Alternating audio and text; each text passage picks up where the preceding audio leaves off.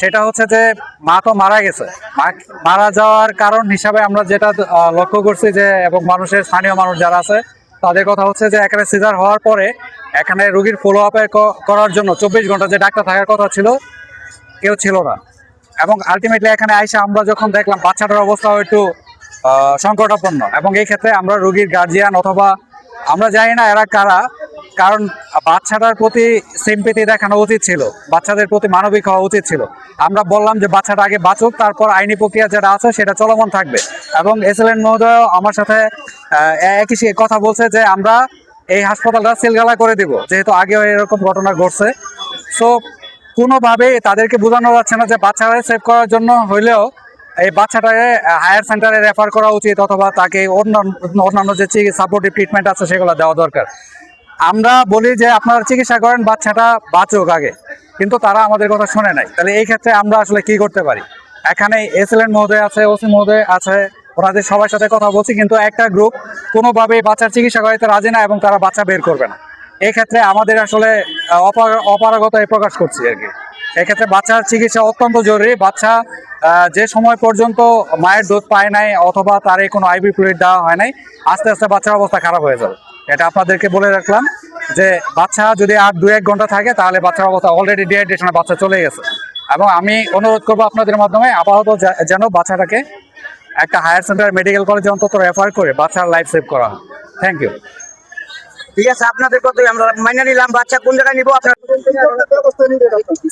এখানে আমরা যে অভিযোগ পেয়েছি সেটা হলো লাইফ কেয়ার হসপিটাল। এখানে ইতিপূর্বে আমাদের এইচএফপি মহোদয় বলেছেন যে এখানে আসলে একটা সিজারিয়ান যে অপারেশন হয়েছে সেই অপারেশনের পোস্ট অপারেটিভ যে টেক কেয়ার দরকার, সেই পোস্ট অপারেটিভ টেক কেয়ারের কারণে আসলে এই হসপিটালে যে বাচ্চার মা তিনি মারা গিয়েছেন। এবং আমরা এসে যেটুকু পেলাম যে এখানে বাচ্চার অবস্থা খুবই নাজুক, এবং সিজার করতে যে বাচ্চার বাবা আমাদেরকে যেটি দেখালেন যে সিজার করতে যে ওনার মাথার বেশ কিছু অংশ ক্ষত তৈরি হচ্ছে। এবং আমাদের এসেই আমরা বাচ্চার যে ফ্যামিলি রয়েছে, বাবা রয়েছে এবং তার আত্মীয় স্বজন রয়েছে, তাদেরকে আমরা অনুরোধ জানাই যে বাচ্চার অবস্থা যেহেতু নাজুক, তাকে ভালো ট্রিটমেন্টের জন্য ভালো একটা পরিবেশে তাকে ট্রিটমেন্ট দেওয়া দরকার। এবং আমরা অনেক বোঝানোর পরে, এখানে ওসি মহোদয় আছেন, অনেক বোঝানোর পরে তারা অবশেষে রাজি হয়েছে। তো এখন আপনারাই দেখলেন যে বাচ্চাকে বেটার ট্রিটমেন্টের জন্য অন্যত্র নেওয়া হচ্ছে ভালো একটা হসপিটালে। তো আমরা আশা করছি যে নবজাতক, সেই নবজাতকের অবস্থা উত্তরোত্তর উন্নতির দিকে যাবে। এবং আমরা এই পর্যায়ে আমরা পূর্ববর্তী যে অভিজ্ঞতা রয়েছে বা এখানে যে পূর্ববর্তী হিস্ট্রি রয়েছে, হিস্ট্রি অনুযায়ী দেখা যাচ্ছে যে এই ধরনের ঘটনা এর আগেও এই হসপিটালে ঘটেছিল।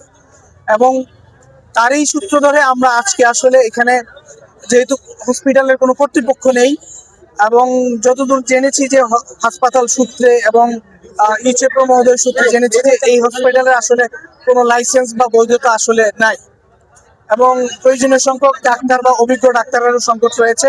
তো এই অবস্থায় আমরা যেহেতু একটা বড় ধরনের এলিগেশন পেয়েছি, অভিযোগ পেয়েছি, এবং সত্যতাও পাওয়া গিয়েছে, আমরা আইনি প্রক্রিয়ায় এই হসপিটালটাকে এখন আমরা সিলগালা করে যাচ্ছি। ঠিক আছে।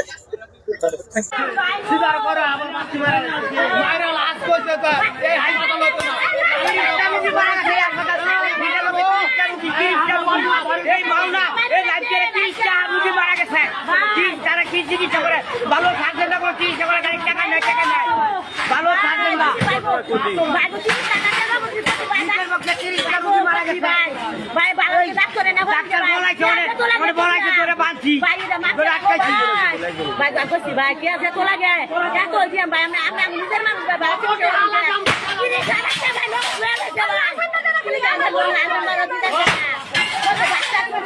বাচ্চা শুরু থাকবে, বাচ্চা আমার মারা লাগছে।